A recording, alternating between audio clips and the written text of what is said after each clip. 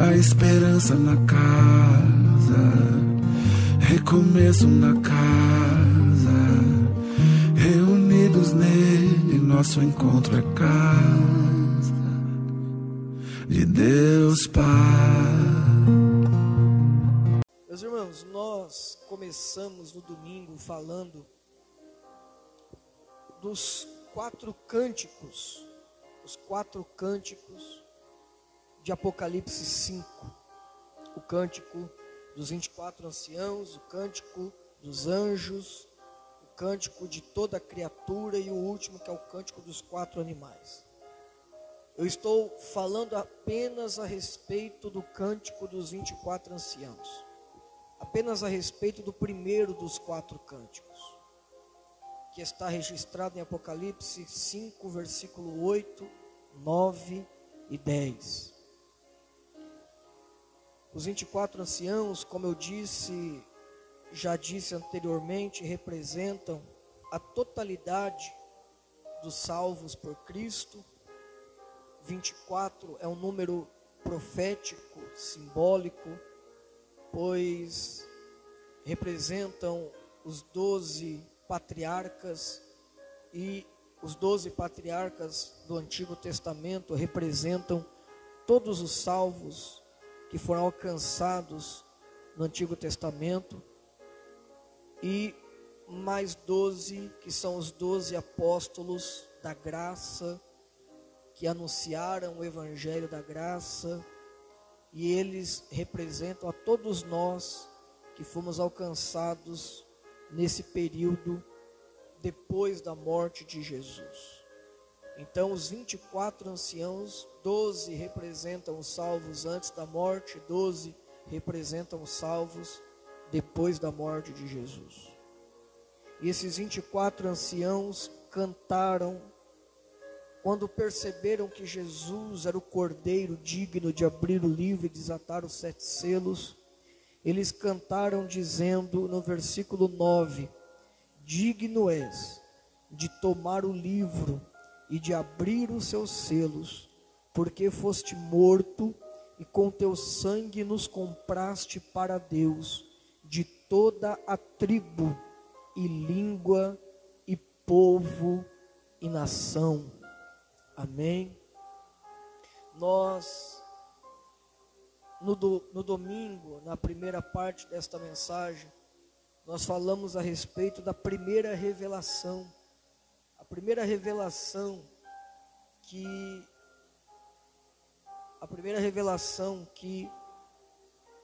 o versículo 9 nos traz, a primeira revelação que o cântico dos 24 anciãos nos traz, é a revelação de que a morte de Jesus foi uma morte sacrificial.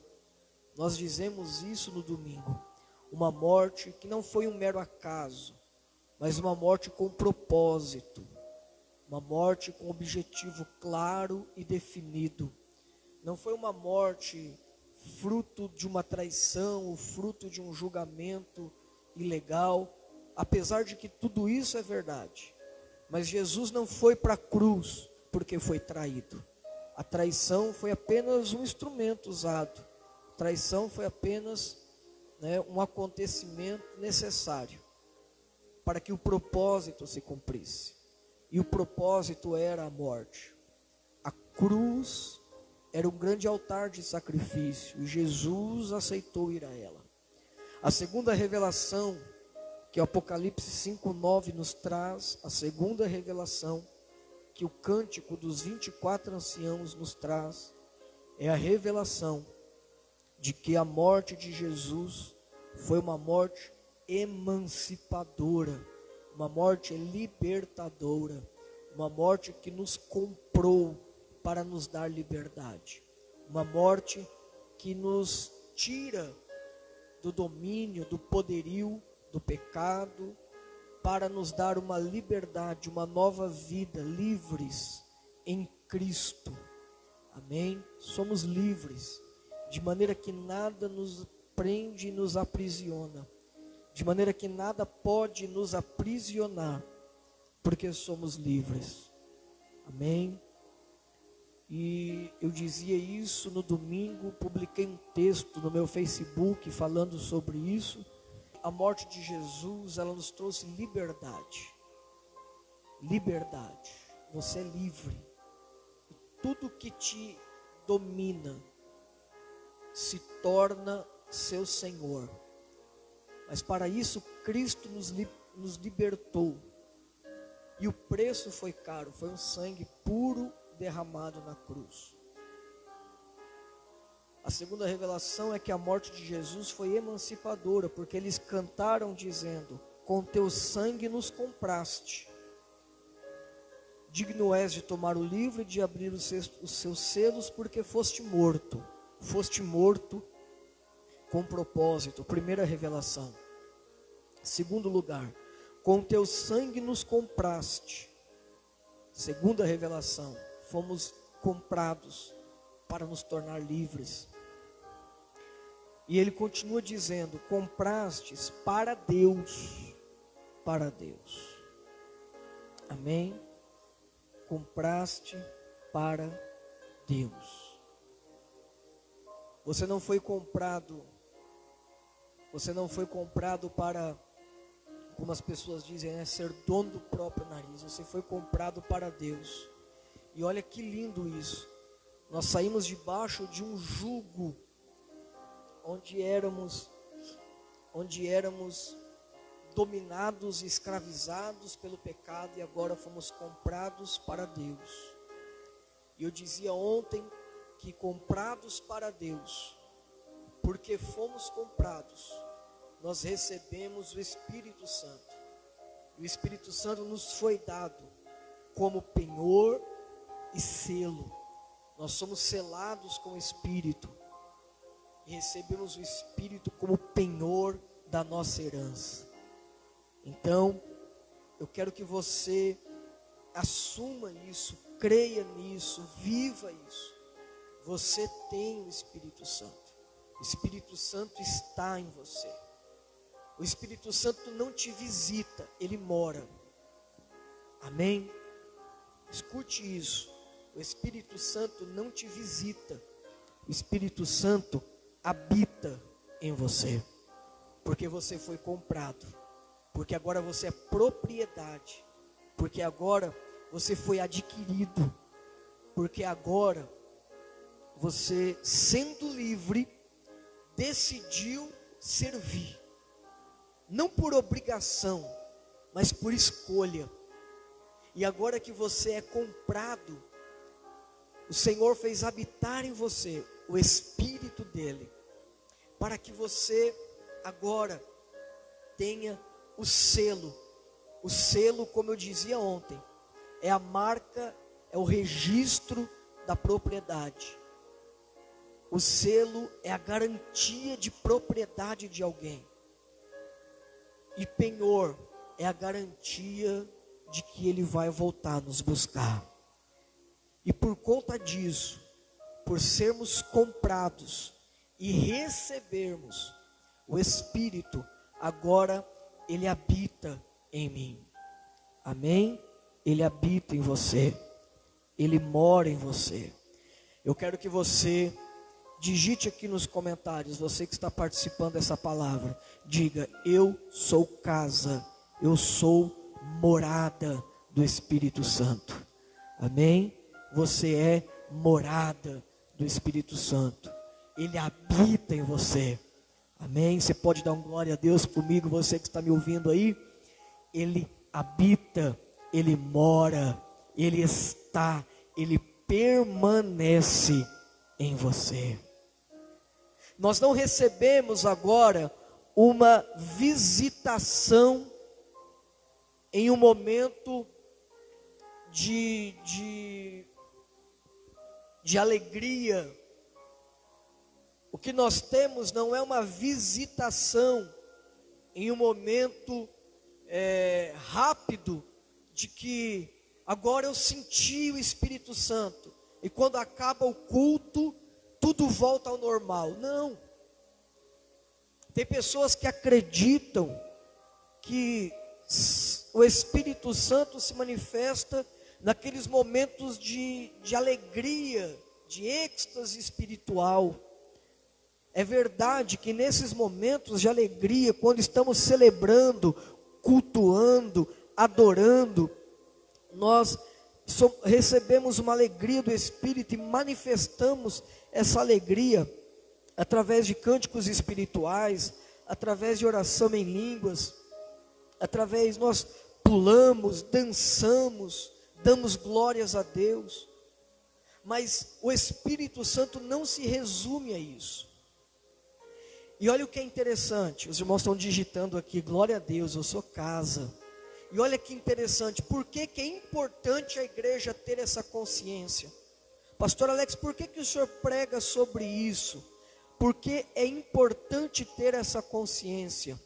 Porque quando eu tenho consciência de visitação e eu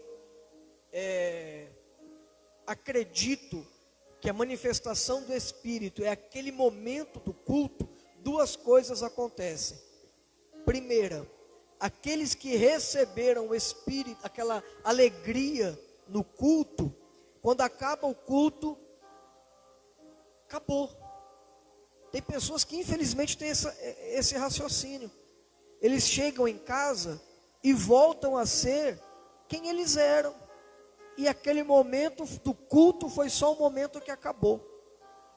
E a segunda coisa que pode acontecer é aquele irmão que estava sentado, que não levantou a mão, que não pulou, que não dançou, que não deu glória a Deus alto, que não falou em línguas estranhas alto.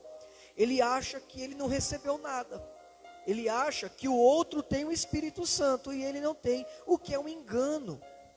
Porque a nossa vida espiritual não se resume a momentos. Amém? Nós não nos resumimos a momentos espirituais. Não é o momento do culto, mas é uma vida. Não é um momento. O que o Espírito tem para você não é um momento, é uma vida. Amém? É por isso que eu digo que é importante nós termos essa consciência. Gálatas capítulo 5 diz assim: digo porém, andai em espírito. Andai em espírito. Não é tenham um momento no culto com o Espírito, mas é andai em espírito. E se o Espírito é só aquele momento, aquela alegria, então eu vou ter que andar todo dia, pastor, pulando e dançando. Não, andar no Espírito é trilhar os caminhos do Espírito. É por isso que você disse, é por isso que você confessou: eu sou casa, eu sou morada, Ele mora em mim e eu ando no caminho que Ele propõe. João capítulo 3 diz que o vento sopra onde quer, não sabe para onde vai, não sabe de onde vem, mas ouves a sua voz. Como o Espírito habita em você, como o Espírito mora em você, você ouve a voz do Espírito. Amém?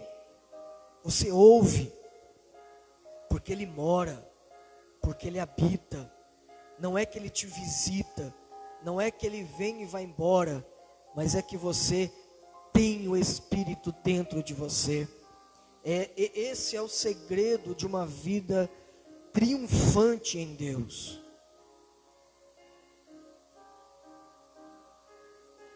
O segredo de uma vida espiritual plena, o segredo de viver em abundância, não é viver de momentos de alegria num culto, mas andar no Espírito. Gálatas 5 não diz visite o Espírito, Gálatas 5 diz andai no Espírito. Pastor, mas eu fico olhando os irmãos do culto, e eles têm o Espírito. Eu vi um pastor, nossa, aquele pastor é cheio do Espírito. Está errado. Isso é um engano. Por que o engano? Porque você tem o mesmo Espírito que eu tenho, que o profeta tem, que o apóstolo tem. A diferença é que ele vocacionou alguns para o ministério. Só isso. Eu tenho uma vocação ministerial, mas a presença do Espírito Santo que habita em mim é a que habita em você. O Espírito que me direciona é o Espírito que te direciona. Amém? Seja cheio do Espírito Santo. Viva pelo Espírito Santo, porque Ele habita em você. Você é casa dele. E tudo isso foi garantido para nós através da morte de Jesus. Porque fomos comprados, recebemos o selo, que é o selo, a garantia de propriedade, e o penhor, que é a garantia de que Ele vai voltar para nos buscar. Amém? Quando você vive pelo Espírito, você vive direcionado pelo Espírito. Quando você vive pelo Espírito, você vive controlado pelo Espírito. As suas emoções, desejos, impulsos são controlados. Por quê, pastor? Porque a minha alma agora não governa mais a minha vida, mas o Espírito governa a minha vida. E por que eu recebo isso, pastor? Como é que eu faço para receber isso, pastor? Isso é apenas, é tão lindo isso, porque nós pregávamos sobre o Espírito Santo como algo inalcançável, né? Receber o Espírito é algo praticamente impossível, de maneira que é um esforço religioso para conseguir ser batizado com o Espírito Santo, para falar em outras línguas, quando na verdade, quando o sacrifício de Jesus foi recebido no céu, quando a oferta de primícias foi apresentada no altar celestial, que Hebreus diz, automaticamente celebrou-se o Pentecostes. Olha, é tão lindo isso. A oferta de manjares aceita é sucedida pela oferta de Pentecostes. Cristo, a nossa primícia, aceita no céu, proporciona o Pentecostes, que é a descida do Espírito Santo, de maneira que o único sacrifício necessário para receber o Espírito Santo foi a oferta das primícias que Jesus já ofereceu no santuário do céu, como está escrito em Hebreus, no livro de Hebreus. E a partir daquele momento o Espírito foi derramado, e todos quanto confessam o nome de Jesus recebem o Espírito. Amém? Ele mora em você, Ele habita em você, Ele está em você, de maneira que agora eu posso orar na linguagem do Espírito. Eu posso orar no Espírito. Pastor, o que eu preciso para orar no Espírito? Crer que você recebeu o Espírito. Crer que a oferta das primícias foi recebida no céu. Crer que o sacrifício de Jesus foi perfeito. Quando você crê que o sacrifício de Jesus foi perfeito, você entende que você não precisa sacrificar mais. E agora você começa a desfrutar de tudo aquilo que o Espírito proporciona para você. Olha que lindo isso. Olha que lindo isso. Eu vou trazer para que você entenda. Vou trazer para que você entenda uma comparação. É como se o pai entregasse um presente para o filho. E agora o filho pega esse presente e fala assim: pai, mas eu posso usar? E o pai fala: é seu. pai, mas o que eu preciso fazer para usar? O pai fala, eu te dei, e eu te dei porque você já pode usar, é seu. O que a religião faz, pastor? Fica colocando obstáculos entre eu e o presente, para que eu não desfrute de tudo que existe dentro do presente. O Espírito Santo é um presente que Deus deu para a igreja. E dizer que eu recebo o Espírito Santo quer dizer que eu recebo Consolador.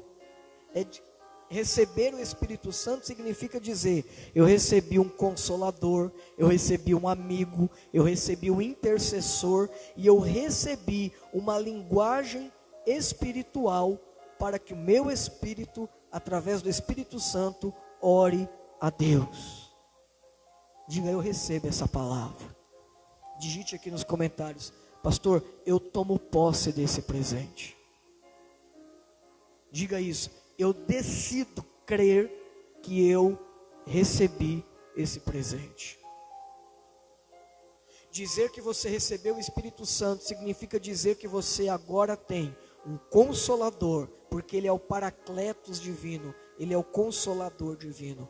Significa dizer que você tem um intercessor, porque Ele intercede por você. Significa dizer que você tem poder espiritual, porque Ele te capacita com poder sobrenatural para realizar a obra de Deus. E significa dizer que você tem uma linguagem espiritual que Ele mesmo te dá.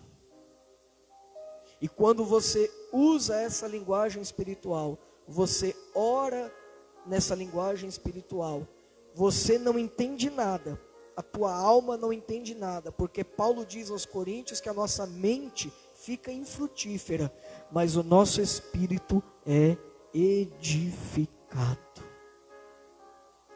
Ou seja, quando você nasce de novo, o seu espírito nasce de novo, é como uma criança, nasceu, mas ele precisa ser edificado. E como que eu edifico o meu espírito, pastor? Através da oração em línguas. E quanto mais você ora em outras línguas, quanto mais você ora na linguagem sobrenatural do Espírito, mais de Deus você recebe. Mais de Deus você recebe. Mais de Deus você recebe. Mais parecido com Jesus você fica. Por quê, pastor? Porque mais você vai se edificando, se edificando, se edificando. E você vai se agigantando na fé. Você vai crescendo. Amém? Isso é lindo demais. Isso é lindo. Pastor, mas para quem é isso? Para quem é isso? A resposta do para quem é isso é a terceira revelação do Cântico dos 24 anciãos. A primeira revelação é que a morte de Jesus foi uma morte sacrificial. A segunda revelação é que foi uma morte emancipadora, porque nos comprou. E a quarta revelação, a terceira, melhor dizendo, a terceira revelação é que é uma morte com efeitos universais. Porque o versículo 9 diz assim: digno és de tomar o livro, de abrir os seus selos, porque foste morto, morte sacrificial, e com teu sangue nos compraste para Deus, morte emancipadora, de toda a tribo, língua, povo e nação, efeitos universais. Porque a morte de Jesus foi para um povo de toda tribo, toda língua, todo povo e toda nação. Amém? Todos, tribos, línguas, povos e nação. Olha o que o Cântico dos 24 anciãos nos ensina, a terceira revelação. A terceira revelação que é nos dada através do Cântico dos 24 anciãos é a revelação de que a morte de Jesus tem efeitos universais. Sabe, querido, seria muito mesquinho da nossa parte, seria muito mesquinho da nossa parte, achar que nós temos salvação e o outro não. Seria muito hipócrita da nossa parte,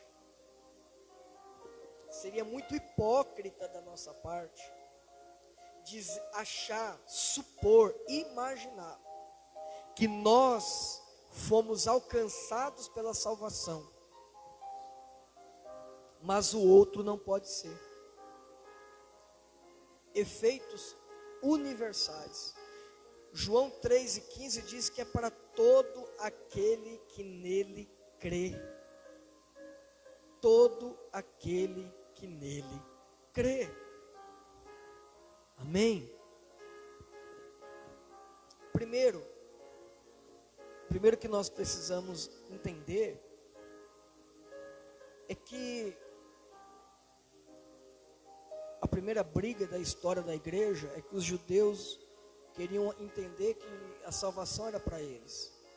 Por isso que Paulo vem pregando aos gentios, para que os judeus entendessem que o evangelho da salvação não estava restrito aos judeus, mas é dado a todo o povo. O que nós precisamos entender, e eu quero que você preste muita atenção nisso, principalmente você que é filho dessa casa, você que se alimenta desse altar, eu quero que você entenda uma coisa: o que nós cremos? Nós cremos que, como diz o apóstolo Paulo, e como diz o livro de Hebreus, todo o Antigo Testamento eram sombras e enigmas, porque Cristo foi revelado aos judeus através de toda aquela lei, através de todos os cerimoniais, através de todos os utensílios do templo. O pão asmo representava Cristo, o cordeiro representava Cristo, a oferta de manjares representava Cristo, a oferta das primícias representava Cristo, o candelabro, o altar, tudo apontava para Jesus. Tudo apontava para Jesus. Agora, o que eu preciso entender é que Jesus já veio. Ah, pastor, parece até bobo o que o senhor está dizendo. É claro que Jesus já veio, mas olha a seriedade do que isso implica. Eu vou dizer de novo: tudo do Antigo Testamento apontava para Jesus. Eles faziam tudo aquilo porque através daquilo Jesus estava sendo anunciado. Através de cada, para você ter ideia, a disposição das tribos ao redor da tenda durante a peregrinação do deserto, antes de chegar na terra prometida, a disposição das tribos. Se você ler lá no livro do Êxodo, como as tribos estavam, tribo ao norte, tribo ao sul, tribo ao leste, a disposição das tribos apontava para a cruz. A construção do tabernáculo apontava para a cruz. A forma como o tabernáculo foi construído, a ordem dos elementos apontava para a cruz. A primeira coisa que o judeu se deparava, o hebreu se deparava ao entrar no tabernáculo, era o altar do sacrifício. Por quê? Porque a primeira verdade que eu preciso crer para ter um relacionamento com Deus é o altar do sacrifício, crer no sacrifício de Jesus. Por isso que o altar era o que recepcionava quem entrava na tenda do tabernáculo, e o tabernáculo representava a presença de Deus. Então, para entrar na presença de Deus, a primeira coisa é o altar do sacrifício. Mas o tabernáculo não foi construído de fora para dentro. O tabernáculo foi construído de dentro para fora. Não foi construído do átrio para o Santíssimo. Foi construído do Santíssimo para o átrio. Porque no Santíssimo tinha a Arca da Aliança, que era o coração do tabernáculo. E a Arca da Aliança representa Jesus. Ou seja, Se eu for ficar aqui discorrendo, a gente vai ficar horas aqui tendo revelações a respeito de Jesus no tabernáculo. Tudo representava Jesus. O menorá, que era aquele castiçal que representava os 7 Espíritos de Deus, que a luz representa Jesus, porque ele disse: eu sou a luz do mundo. O incenso, tudo representa Jesus. A cortina que separava o Santíssimo do Santo, tudo representa Jesus.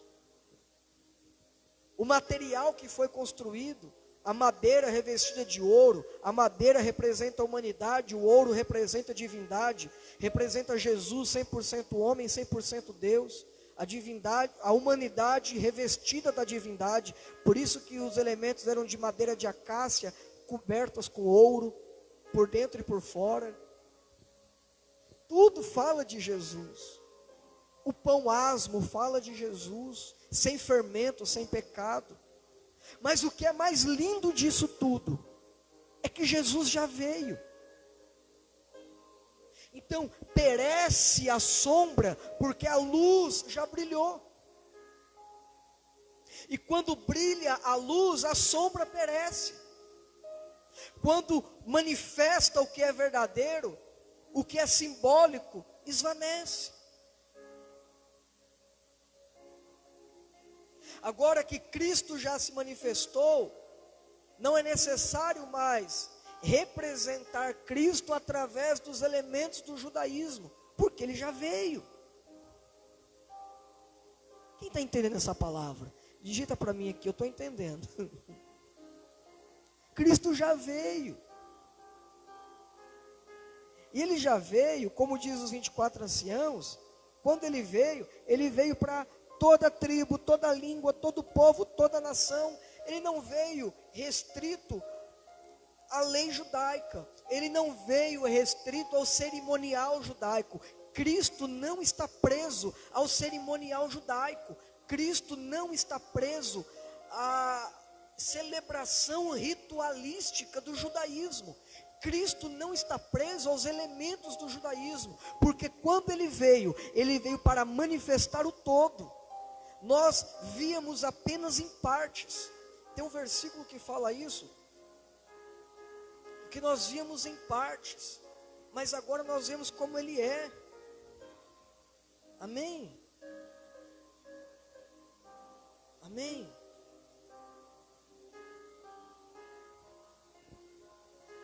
Nós víamos em partes, mas agora nós vemos como ele é.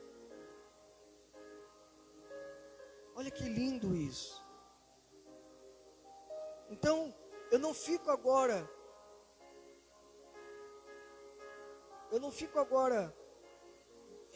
preso à religião judaica, porque ele veio para todos. E quando os primeiros crentes tentaram circuncidar, ou seja, realizar a cerimônia da circuncisão nos crentes que estavam se convertendo, teve uma briga em Jerusalém. Está lá no livro de Atos. Por quê? Porque os irmãos que se converteram disseram assim: eu não preciso me circuncidar, porque circuncisão é coisa da lei, dos judeus. Eu não sou judeu, eu sou de Cristo. Eu não preciso praticar os atos simbólicos do judaísmo para manifestar Cristo, porque Cristo já se manifestou. E eu vejo Cristo como ele é. Amém?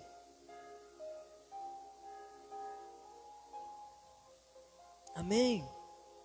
Queridos, isso é muito lindo. Isso é muito profundo. Isso é muito lindo e muito profundo. E eu preciso crer no Cristo que veio, e não no Cristo que vai vir. Eu creio no Cristo que já veio.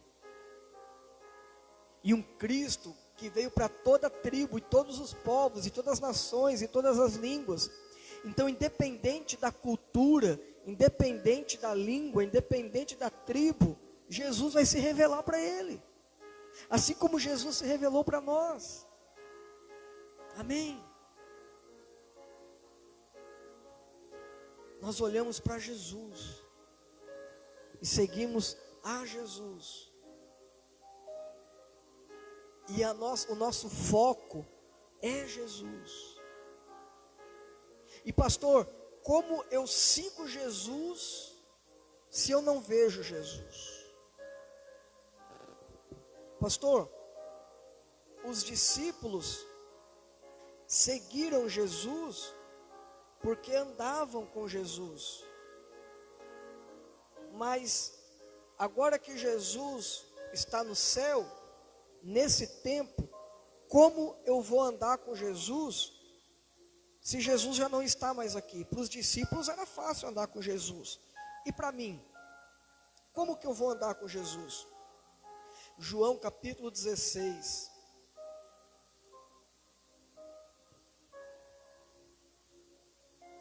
Versículo 13. Mas quando vier, porque não tinha vindo ainda, mas em Atos veio, em Atos 2 ele veio. Quando vier aquele, o Espírito da verdade, ele vos guiará em toda a verdade. Versículo 14. Ele me glorificará, porque há de receber do que é meu. Ele vos guiará. Diga, eu sou guiado pelo Espírito. Diga, eu sou guiado pelo Espírito. E se eu sou guiado pelo Espírito, o Espírito me revela a Cristo. Porque o Espírito anuncia Cristo. E Cristo revela o Pai. Amém. E como eu li em Gálatas, capítulo 5. Pastor, por que o Senhor fala tanto de viver pelo Espírito? Por que o Senhor fala tanto de vida no Espírito? Por que o Senhor fala tanto que nós temos que andar no Espírito? Porque não tem outra forma do crente andar que não seja pelo Espírito. Não tem. É como Paulo disse aos Gálatas, que eu li agora há pouco. Andai, Gálatas 5,16, andais em Espírito. Por que eu falo tanto em viver no Espírito? Por que eu prego sobre vida no Espírito? Porque Gálatas 5,16 diz, andai em Espírito, e não cumprireis as concupiscências da carne. Eu não preciso ficar dizendo para você que isso é pecado, isso é carne, você não pode. Não, eu só preciso te ensinar a andar em Espírito. Porque quando você andar em Espírito, você não cumpre mais a concupiscência da carne. Porque a carne não te domina mais, a alma não te domina mais. Eu não preciso ensinar para um crente a controlar a sua raiva, as suas emoções. Ah, pastor, quando eu vejo eu já estourei. Não é assim que a gente fala? Eu não preciso ficar ensinando você a se controlar. Eu preciso ensinar você a edificar o teu espírito, edificar o teu espírito, edificar o teu espírito, para que o Espírito te domine, te controle. E quanto mais controlado pelo Espírito, menos controlado pelas emoções. Quanto mais controlado pelo Espírito, menos controlado pelos sentimentos. É simples.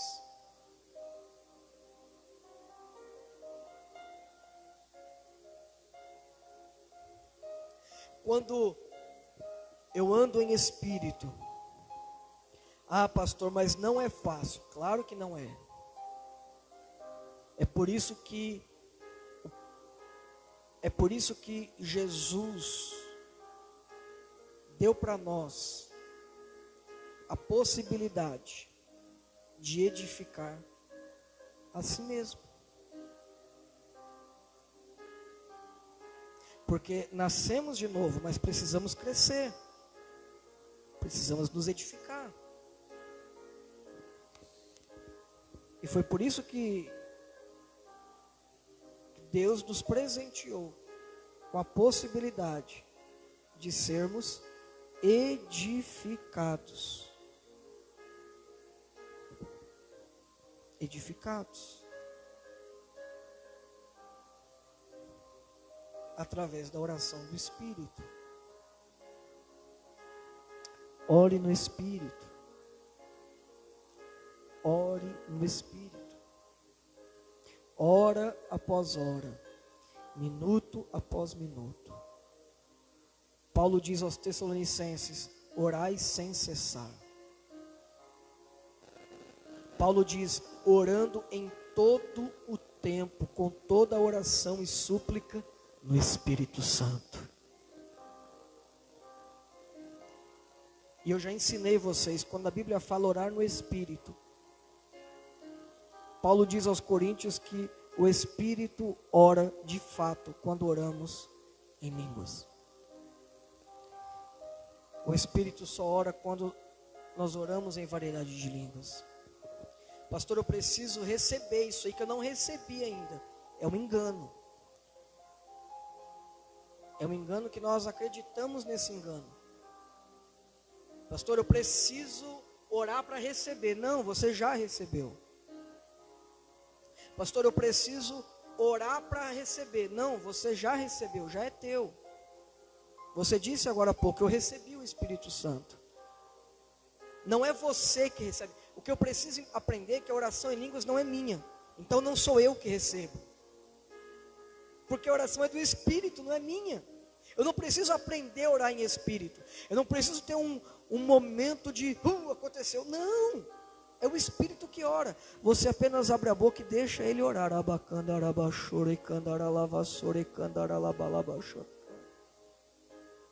O Espírito ora. É o Espírito que ora. Por fé, ore em línguas estranhas. Por fé, edifique-se a si mesmo, orando em Espírito. Amém? Amanhã nós